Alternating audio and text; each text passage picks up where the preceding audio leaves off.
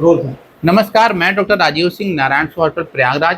आज बात करते हैं एंटीबायोटिक के उपयोग और अनुपयोग के, यूजेज एंड मिस यूजेज के एंड उसके साइड इफेक्ट के।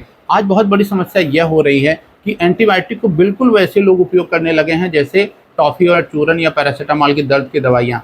एंटीबायोटिक सिर्फ बैक्टीरिया के इन्फेक्शन में, बैक्टीरिया के संक्रमण में काम करता है, जबकि हमें अगर कोई भी बीमारी होती है तो बैक्टीरिया के अलावा संभव है कि हमें वायरस इन्फेक्शन हो सकता है, हमें पैरासाइट से हो सकता है, हमें फंगल इन्फेक्शन हो सकता है या बहुत बार हमें एलर्जी हो सकती है, जिसमें कि एंटीबायोटिक का कोई रोल नहीं है। यह सिर्फ बैक्टीरिया के कीटाणुओं को ही मारता है। तो जब भी हम एंटीबायोटिक का उपयोग करें तो वो प्रमाण के तौर पे जाएं। जैसे उदाहरण के तौर पे जो कॉमन बीमारियां हैं बैक्टीरिया की, उनमें से टाइफाइड है जो कि पेट का इन्फेक्शन है, उसके साथ हमारा निमोनिया है जो कि हमारे फेफड़े के इन्फेक्शन है, स्किन के इन्फेक्शन जैसे स्किन में अगर कोई फोड़ा हो रहा है, सेलुलाइटिस हो रहा है, एब्सेस बन रहा है, या इन सब के साथ अगर हमें पेशाब में बहुत इन्फेक्शन हो रहा है, यूटीआई, तो ये कुछ कॉमन बीमारियां हैं जो बैक्टीरिया की हैं, जहां पे हमें प्रमाण करके तब एंटीबायोटिक का उपयोग करना चाहिए। अगर हम कॉमन कोल्ड या डेंगू या हम जुकाम में या फंगस इन्फेक्शन में, दांत खाज खुजली में अगर हम एंटीबायोटिक का उपयोग करते हैं तो यह धीरे धीरे रेजिस्टेंट हो जाता है और बहुत नुकसान पैदा करता है।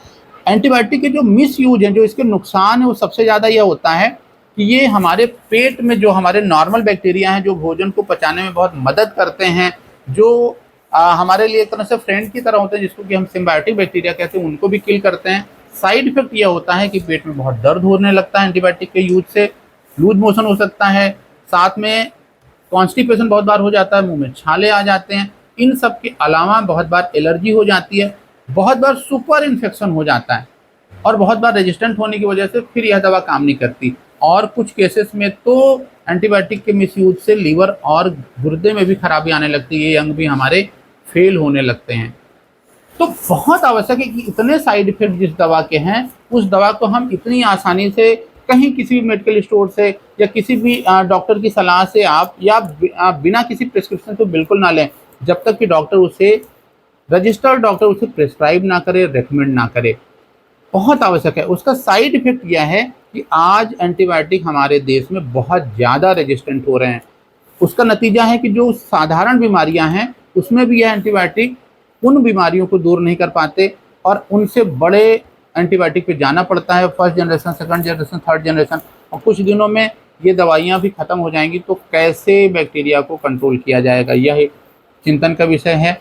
यह एक मेडिकल फील्ड के लिए बहुत बड़ा विषय है और समाज के लिए बहुत बड़ा विषय है कि लोग इस पर चिंतन करें। आप अगर यदि एंटीबायोटिक का उपयोग करते हैं तो बिना डॉक्टर की सलाह के बिल्कुल ना लें। यह आपकी सेहत के लिए भी अच्छा नहीं है, समाज के लिए भी और हमारे देश के लिए भी। बहुत बहुत धन्यवाद। मैं doctor Rajiv Singh, Narayan hospital Prayagraj. Thank you.